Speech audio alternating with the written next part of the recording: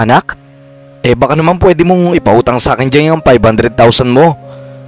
May negosyo kasi akong itatayo sa may BGC. Alam mo namang napakaraming tao doon, di ba? Siguradong papatok yung itatayo kong negosyo ron. Iyan ang sabi ni Sharon sa anak niyang kakagraduate lang ng kolehiyo nitong nakaraang 5 buwan. Magkakasalo silang kumakain ng hapunan sa kusina ng kanilang bahay. Mama, pasensya na pero hindi pwede dahil may itatayo rin ako negosyo sa may kanto. Ma, alam mo namang ang dami mo na naluging negosyo dahil kulang ka sa strategy. Iyan naman ang naisagot ng business-minded na si Daniel. Kung ayaw mo anak, huwag na. Bakit ang dami mong pang sinasabi? Inuungkat mo pa yung mga nalugi kong negosyo. Wala ka namang konsiderasyon sa mga nararamdaman ko. Sabi naman ni Sharon. Hindi naman yun ang ibig kong sabihin. Ang akin lang, hindi na. Tama na. Good luck na lang dyan sa kung ano mong business yung gagawin mo. Sana lang ay huwag din niya malugi para hindi mo na maranasan ang pinagdadaanan ko. Akala mo ba madali yun? Nagkanda utang-utang ako dahil doon. Sumabat naman ang kuya ni Daniel na si Robin. Daniel, pautangin mo na si mama. Mas marami pa siyang experience pagdating sa pagtatayo ng negosyo. Ikaw, baguhan ka pa lang. Tulungan mo na lang siya para marami kang matutunan sa kanya. Agree ako kay na mama at kuya. Daniel, pahiramin mo na lang si mama. Although may mga nalugi siyang negosyo, marami rin naman siyang successful na negosyo. Sabi naman ang ate ni Daniel na si Nadine. O Daniel, makinig ka sa mga nakakatanda mong kapatid. Kakagraduate mo lang ng college. Huwag mong isiping alam mo na ang lahat. Ganyan din ako noong una pa lang. Naranasan ko na ang pagnenegosyo.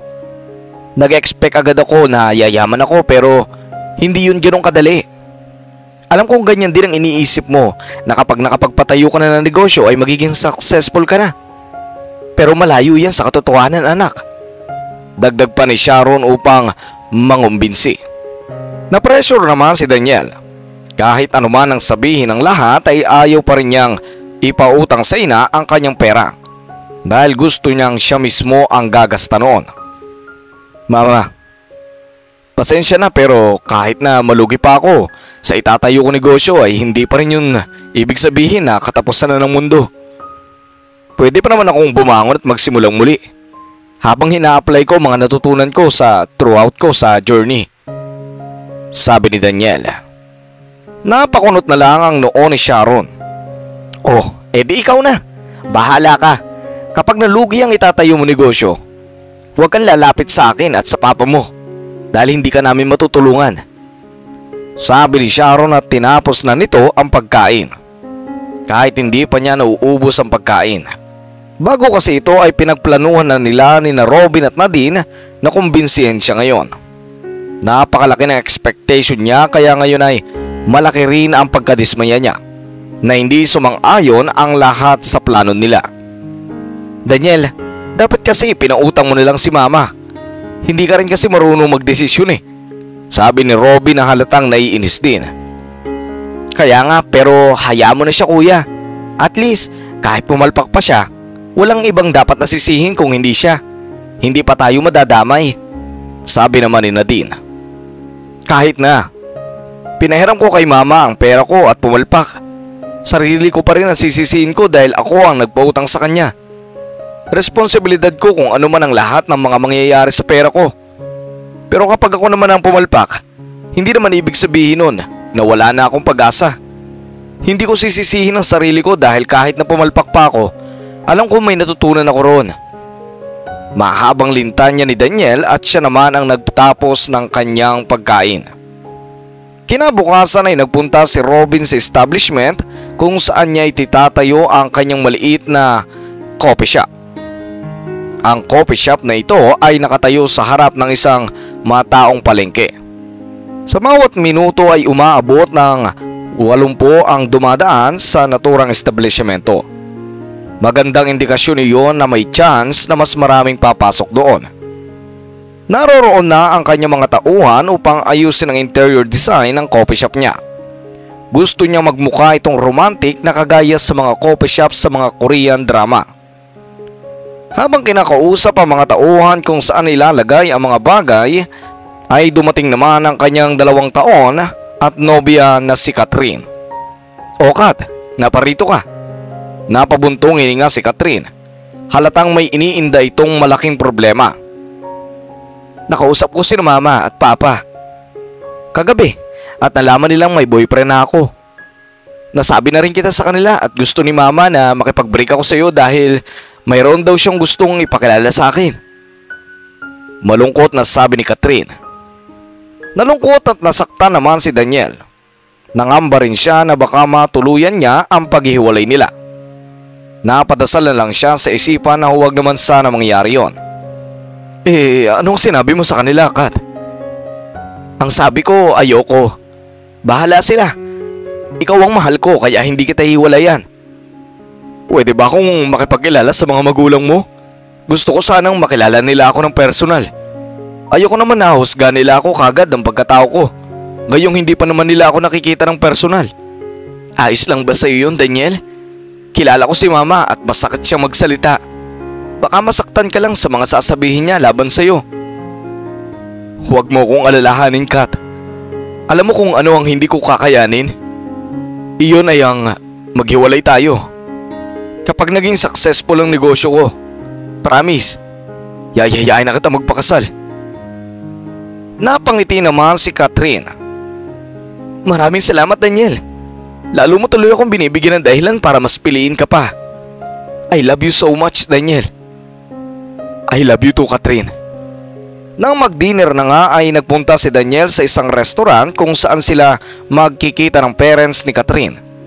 Naghintay siya roon ang halos 1 oras at kalahati ngunit hindi pa din dumadating ang inaasahang kamitap.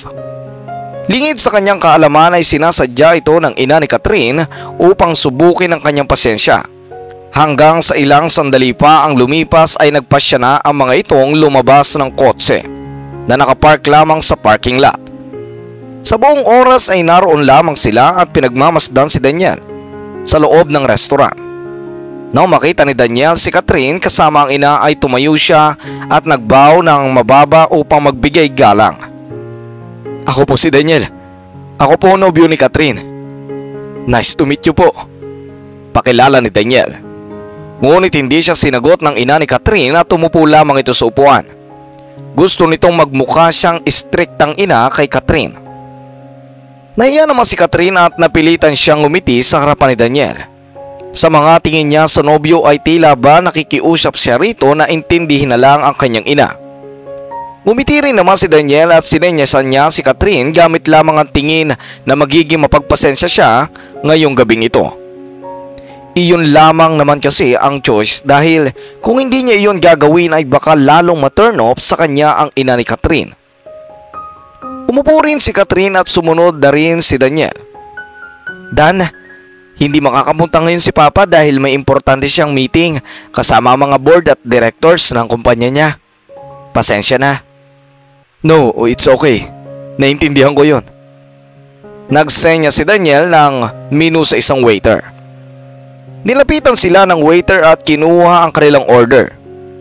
Kape at tinapay lang ang kanilang in-order dahil ayaw nilang marami ng kain. Habang inihintay ang order ay nagsalita ang ina ni Catherine na si Pamela. "I'm Pamela. I'm Catherine's mother. Let me get straight, Daniel. May kilala akong lalaki na mas babagay kay Catherine.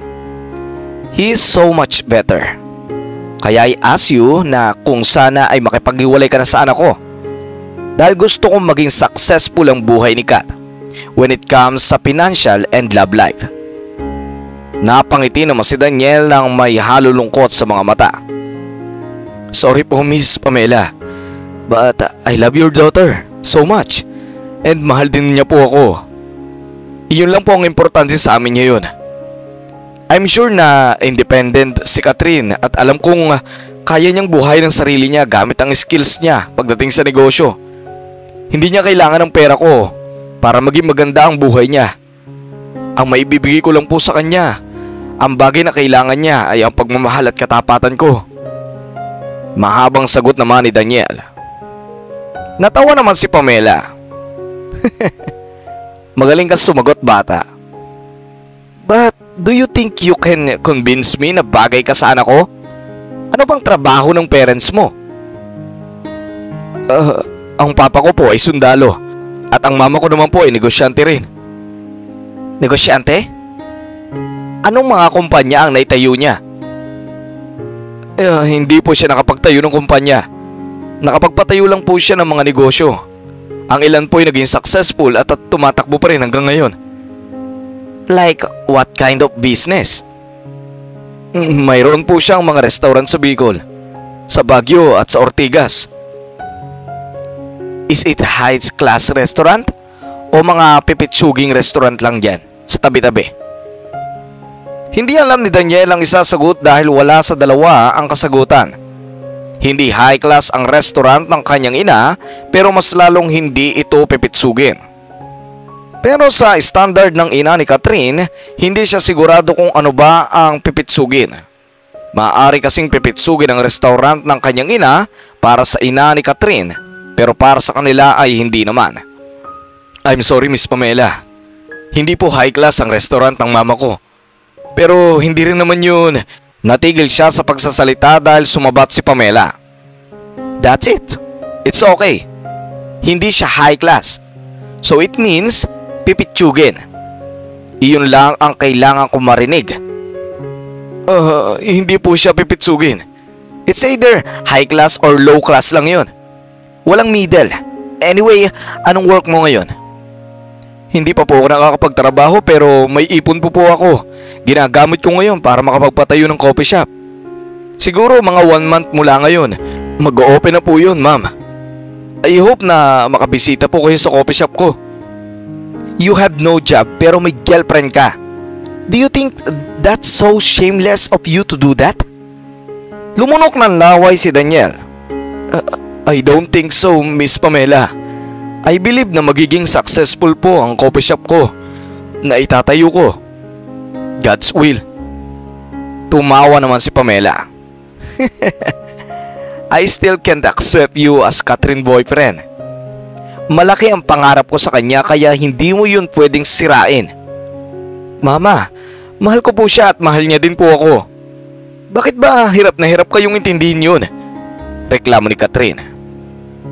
Napag-usapan na natin ito sa bahay, Kat. At ayoko nang ulitin pa mga sinabi ko sa'yo. Sumabat si Daniel.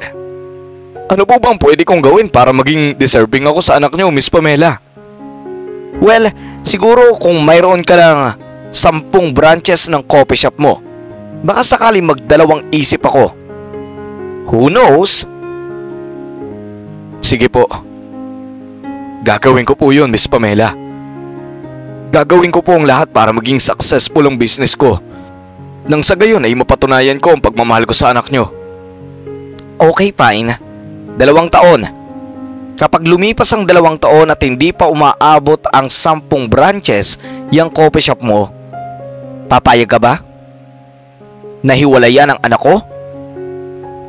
Nagdalawang isip si Daniel dahil may konting pagdududa sa kanya.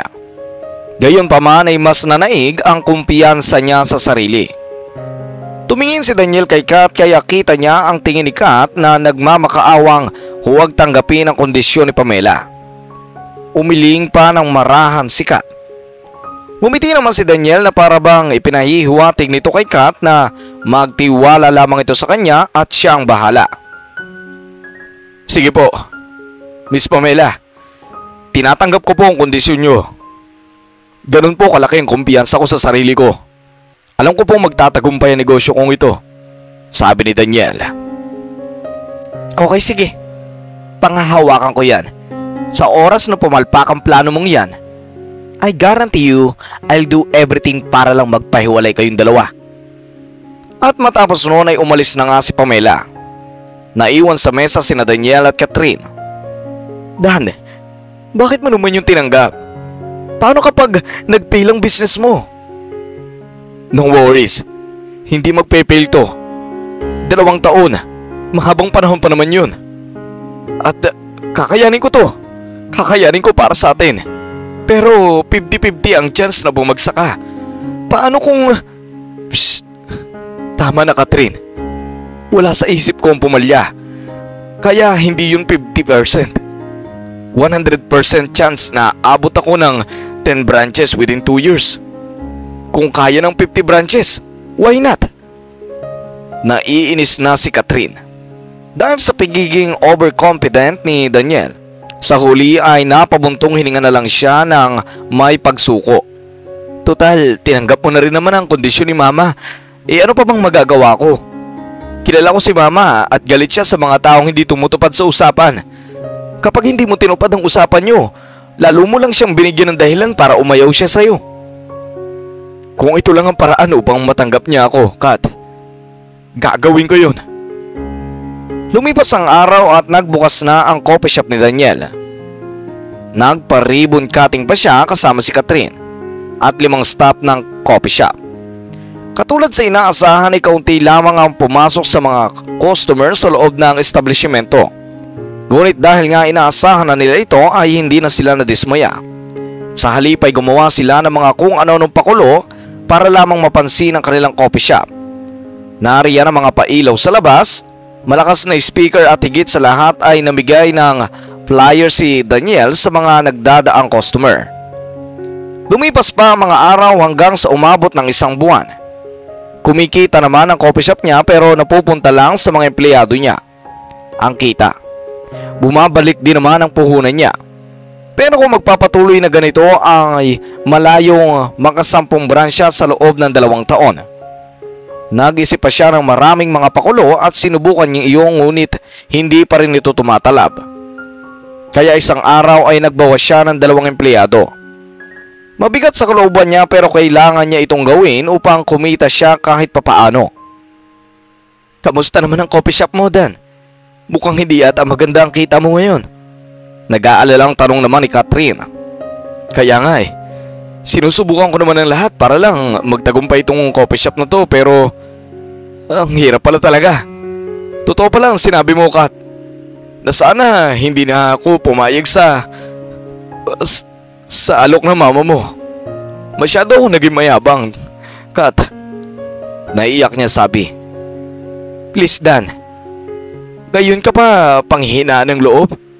Alam mo ba kung ano ang mangyayari kapag pinanghinaan ka ng loob? Ang ibig sabihin nun, magbe-break up na tayo dahil mawawalan ka na ng pag-asang ipagpatuloy pa itong restaurant na to. I'm so sorry, Kat. Sana pala nakinig na lang ako sa'yo noon. At sana kahit sa mama at mga kapatid ko. No, ayoko marinig kang ganyan, Dan. Kaya please lang, kaysa mag-isip ka ng ganyan, lalo pa natin itong ayusin. Magdadalawang buwan pa lang naman ang coffee shop mo Mahaba pa ang panahon. Salamat, Kat, sa pagbibigay mo ng lakas ng loob sa akin.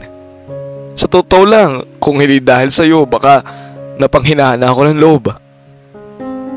Dapat mo itong gawin. Dahil kapag bumagsak ka sa kondisyon ni Mama, maghihiwalay tayo at ayokong mangyari yon. Ngumiti na lamang si Daniel ng may kumpiyansa. Sige, please, Kat. Ayokong mag-alala ka. I'll do my best.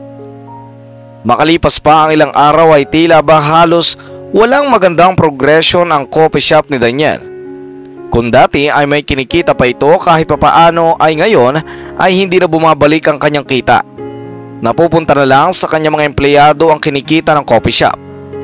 Isang araw, habang kumakain si Daniel kasama ang kanyang pamilya sa kusina ng kanilang bahay ay kinausap siya ng ina. Ano, Daniel? Kamusta yung ipinagmamalaki mong restaurant sa akin? Balita ko sa ate mo, mukhang hindi raw maganda ang nangyayari roon. Hindi agad nakasagot si Daniel dahil nahihiya rin siya. Yes, Mama. Nagpunta ako roon kanina. Wala man lang pumapasok na customer. Naghihintay ako roon ng mga 1 oras. Ni isa, nilalagpasan lang ang coffee shop, sabi ng ate. Natawa naman si Sharon. O, diba, Daniel? Kung ipinahiram mo na lang sa akin yun, di sana mas malaki pa ang chance na lumago yun. Pero wala Ikaw ang masusunod. Di at least, hindi mo ako masisisi ngayon. Hindi na nagsalita pa si Daniel dahil ngayon ay unti-unti niya napagtatanto ang kamalian na gawa niya. May pagsisisi na siya ngayon. Naisip niyang paano kung ipahiram na nga niya ang perang iyon. Ano kaya ang mangyayari doon? Kahit may panghihinayang si Daniel ay may kaunting pagsisisi ay hindi pa rin siya napanghihinaan ng loob. Kapag sumuko kasi siya ay katumbas na rin noon ang pagsuko niya kay Catherine. Sunod sa kanyang pamilya ay si Catherine ang pinakaimportanteng tao para sa kanya. Kaya hindi niya hayaan na mauwi sa wala ang pagmamahalan nila. Isang araw ay namigay si Daniel ang flyers sa labas ng coffee shop. Bawat dumadaan ay inaabutan niya ng flyers. Sa flyers na iyon ay nakalagay na may 30% discount ang mga bibili sa coffee shop niya dala ang flyers na iyon. Mainit man ang araw ay tiniis niya ang lahat ng iyon. Habang siya'y namimigay ng flyers ay may dumaang pulubi na marumi ang damit at madungis. Hindi niya napansin ang itsura nito dahil abot lang siya ng abot ng mga flyers. Aksidente niyang naabutan ang lalaking ito ng flyers. At nang malaman niyang pulubi pala ito ay bahagya siyang nagulat. Apo, 30% discount kapag pinakita ko itong flyers na ito. Naiilang si Daniel dahil sa itsura ng lalaki ay parang wala itong pera at pambili ng kape at tinapay. Opo lolo, may 30% discount po. Bakit ho? Ay pwede ba akong pumasok ka po? Sige po. Opo lolo, pwede po kayong pumasok sa loob at baka po may mahiligan kayong pagkain doon. Ipakita nyo na lang po sa counter ang flyers na yan para makuha nyo po ang discount nyo. Ay ganun ba po? Ay salamat kung ganun. Opo lolo, sige po, maraming salamat po. At pumasok na nga sa loob ang matanda. Pinagmasdan naman ni Daniel ang matanda mula sa labas. Salamin lang kasi ang dingding ng store kaya nakikita niya ito sa loob. Napaisip siya kung bibili nga kaya ang lalaking ito. Pero kaysa isipin iyon ay nagpatuloy na lang siya sa pamimigay ng mga flyers. Maya-maya ay lumabas ang isang employee ng store at nilapitan siya. Boss Dan, iyong pulubi sa loob, gustong bumili ng tinapay at kape. Pero 20 pesos lang po ang pera niya. Ang akala siguro niya mumurahin lang ang mga paninda natin dito, sabi ng lalaking employee. Ha? 20? Gulat ni Daniel at pumasok siya sa loob ng store upang lapitan ng pulubi. Boss Dan, anong gagawin ko rito? Ang hirap niya kausap, sabi ng cashier. Lolo, hindi pa po ba kayo nag-aagahan? Tanong ni Daniel sa matandang pulubi. Hindi pa po Nagugutom na ako. Ang akala ko ay makakabili ako ng tinapay at kape sa halagang 20 pesos dahil may discount. Ang mamahal pala ng mga paninda nyo rito, sabi ng matanda. Ganun po ba? Sige po. Ako nga po pala ang may-ari nitong store at babayaran ko na po ang pagkain nyo ngayon. Ano po bang gusto nyong orderin? Abat, kahit ano. Mukhang masasarap naman ang mga tinapay nyo rito, sabi ng matanda. Sige po lolo. Upo na po kayo ron at ako na po ang bahala magtimpla ng kape nyo. Bayaran ko lang po ang order nyo. Naku, maraming salamat sa iyo apo ha, sabi ng matanda. Wala po yun lolo. Maraming salamat po. Kayo po ang unang customer ko ngayong araw. Kaya napaka-importante nyo po sa amin ngayon. Ngumiti na lang ang matanda at umupo sa isang upuan. Binayaran niya ni Daniel ang pagkain ng matanda na may kasamang discount. Matapos nga noon ay siya na rin ang nagtimpla nito. Siya na rin ang naghatid dito sa matandang pulubi. Ito na po, lolo. Ito na po yung order nyo. Enjoy your breakfast po, lolo. Napakabuti mo naman na po. Upo ka at samahan mo akong kumain. Naku po, huwag na po. Dito na lang po muna ako sa harap nyo. Napagod na rin po kasi ako kanina sa pamamigay ng flyers. Ayos lang po ba kayo? Ba't syempre, ayos lang ako. Ikaw naman ang may-ari nito at nilibre mo pa nga ako. Maraming salamat sa'yo, sabi naman ng matanda. Ano po pala ang pangalan nyo lolo? At meron po ba kayong pamilya? Curious na tanong ni Daniel na kanina pa niya itong gustong itanong. Mayroon pero pinagtabuyan na nila ako dahil wala akong silbi sa kanila, sabi ng matanda at kumagat na ng tinapay. Uminom ng kape. Ako nga pala si Robert Ong, sabi nito.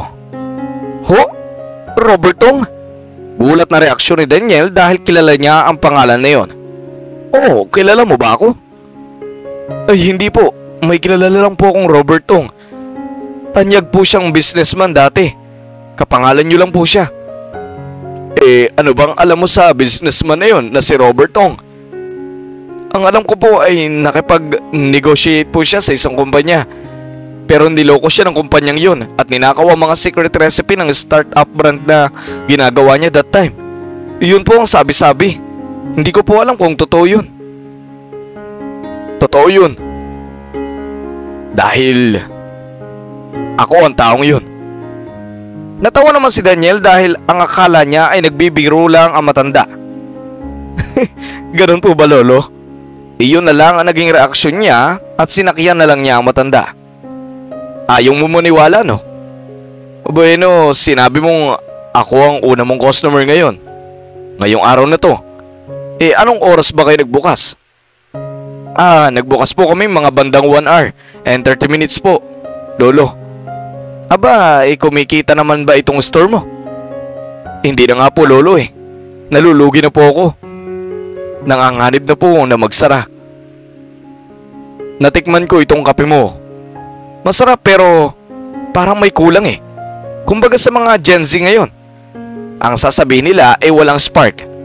Dapat kung gagawa ka ng kape talagang yung nanunutok sa dila. Yung lasa at babalikan-balikan nila. Ganun po ba, Lolo? Iyon po siguro ang dahilan kung bakit hindi na bumabalik yung mga dati naming customer. Alam mo ba yung kape ko? Tanong ng matanda. Kape ko? Opo, alam ko po yun.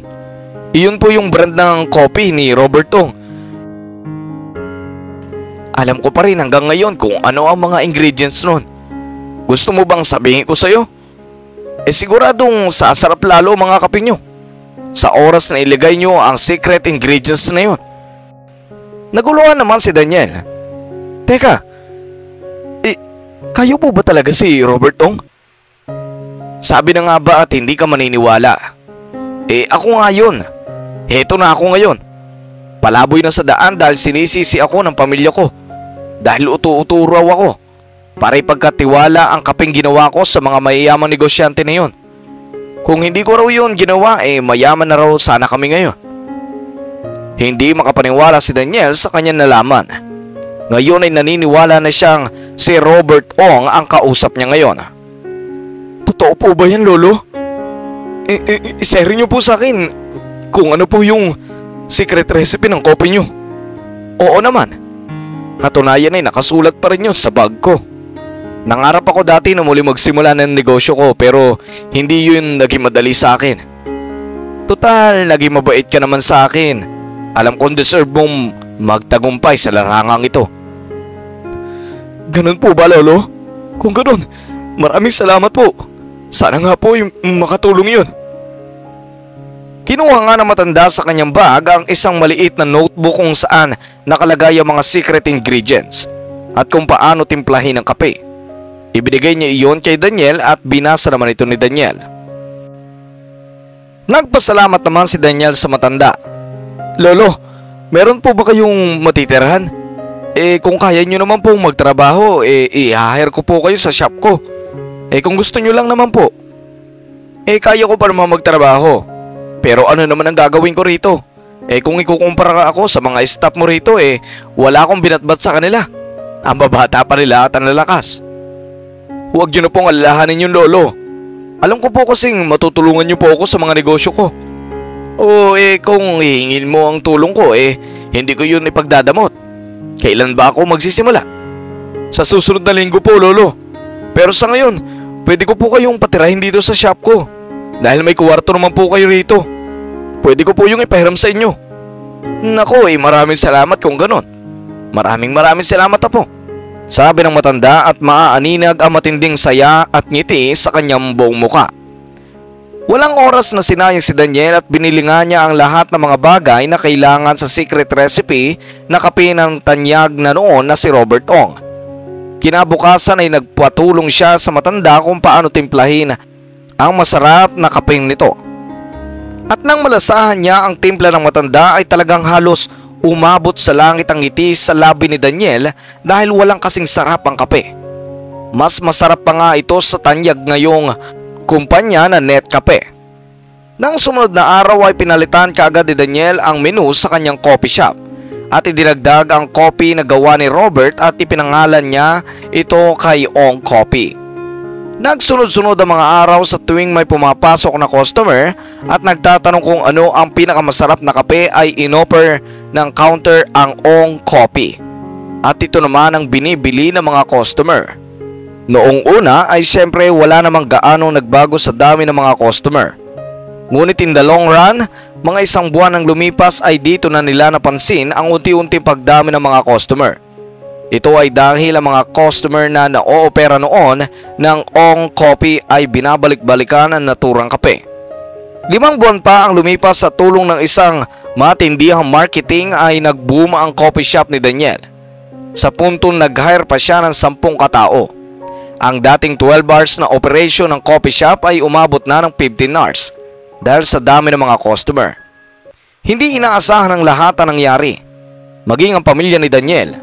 Ang buong akala nila ay tuluyan ang malulugi si Daniel. Naging successful man ang coffee shop ay hindi ito ipinamukha ni Daniel sa kanyang pamilya. Sa halip ay naging humble lang siya at hindi na inungkat pa ang mga sinabi ng kanyang pamilya laban sa napili niyang landas. Samantala, dahil nga sa sobrang lakas ng kumpanya ni Daniel ay nakapagpatayo pa siya ng isa pang branch sa isa pang lugar sa Caloocan, kung saan hinar niya bilang manager ang dati niyang kaklase noon sa college, na ngayon ay nahihirapang maghanap ng trabaho dahil naputulan ito ng isang daliri. Pero dahil sa kabaitan ni Daniel, naniniwala siya na bagamat naputol ang daliri ng kaklase ay kaya naman itong ang responsibilidad dahil naniniwala siya sa abilidad ng dating kaklase. Nang sumunod pa ang taon ay nakapagpatayo pa ng isa pang branch si Daniel sa Caloocan pa rin. Nag-hire pa siya ulit ng isa pang manager para mamurong roon. Matapos noon ay nag-resign na si Daniel bilang manager sa una niyang branch dahil nga kailangan na niyang i-manage ang 3 branch. Ginawa niyang manager si Robert Ong. Dahil sa pag-oobserba niya sa trabaho ng matanda ay masasabi niyang napakagaling nito kung mag-manage. Kung tutuusin niya ay ito ang naging instrumento ng Panginoon upang magtagumpay ang unang branch niya. 1 taon na lang ang kailangan ni Daniel at kung hindi pa siya makakapagpatayo ng 7 pang branch ay mapipilitan siyang hiwalayan si Catherine. Mahirap magpatayo ng 7 branch sa loob ng 1 taon, lalo pat kulang pa ang mga kinikita niya sa 3 niyang branch. Dahil doon ay naghanap siya ng investors.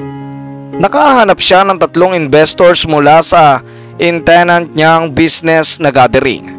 Dahil sa pinasok na pera ng 3 investors na ito ay nakapagpatayo nga siya ng 7 pang branch sa iba't ibang mataong lugar sa Metro Manila. Walang kalagyan ang tuwa sa puso ni Catherine dahil ang kondisyon ng kanyang ina ay sa awa ng Panginoon ay nagawa ni Daniel sa loob ng 2 taon. Kaya naman isang araw ay nakipagkita sina Catherine at ina kay Daniel. Naganap iyon sa unang branch ng coffee shop ni Daniel. Pagpunta nila roon ay alas 11 na ng gabi, kaya medyo kaunti na lang ang tao sa lugar. Paano ba yan, Miss Pamela? Nakapagpatayo ako ng 10 branches sa loob ng 2 taon.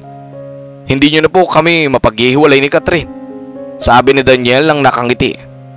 Sa tingin na ipinupukol ni Pamela sa coffee shop ay tila ba naiinis siya dahil nagtagumpay si Daniel sa kondisyong ibinigay niya. Fine, papayag na ako sa relasyon nyo. Total, may isa akong salita na tumutupad. Tumutupad ako sa usapan. Just make sure na hindi magpe-fail ang company nyo. Dahil kung hindi ay tututulan ko pa ang pagmamahalan ninyo. Iyan lang ang sinabi ni Pamela at umalis na rin ito. Naiwan sa coffee shop sina Daniel at Catherine. Pagpasensyahan mo na si Mama, Daniel.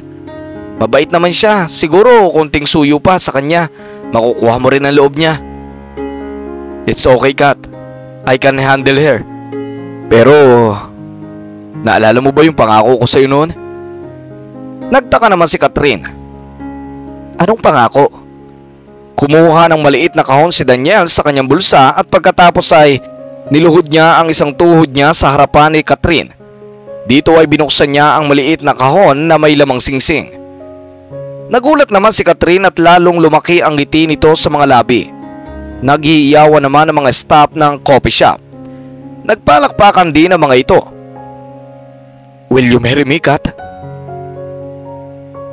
Yes, Daniel. I do. Mabilis na sabi ni Kat na walang paligoy-ligoy. Thank you, Kat. Sabi ni Daniel at sinuot na nga kay Catherine ang singsing. Tumayo at niyakap ang nobya. Ngayon, mas marami pa tayong magagawa. Ngayong ikakasala tayo. Thank you very much, Catherine, for your trust. Thank you din, Daniel, dahil sa lahat ng pagpupursige mo para sa akin, sabi ni Kat. At nang sumunod na taon niya ay nagpakasal na sila. Lahat ng staff ng coffee shop ay imbitado, maging si Robert Ong, na nagkaroon ng special speech sa kasal. Malaki ang utang na loob ni na Daniel at Catherine kay Robert, dahil kung hindi dahil sa mga tulong nito kay Daniel ay wala sila sa kalagayan nila ngayon. Sino nga naman ang mag-aakalang ang pulubing nilibre lamang ng kape at tinapay noon ang siya palang magbabago sa buhay ni Daniel? Palagi po naming ipinapaalala sa mga kwento namin na ang kabutihan sa kapwa ay may kabutihan din na sukli. Kaya naman huwag na huwag tayong ihintong tumulong sa ating kapwa. May kapalit man ito o wala. At dito na po nagtatapos ang kwento para sa araw na ito. Sana'y nagustuhan nyo ang kwentong handog namin sa inyo. Kung hindi pa po kayo nakakapag-subscribe ay pakiclick na po ang subscribe button, pati na rin ang kampana, para palagi kayong updated at palagi nyo mapanood ang aming mga latest upload. Yun lamang po, ito pong muli ang Dagit TV, nagpapaalam. Peace out.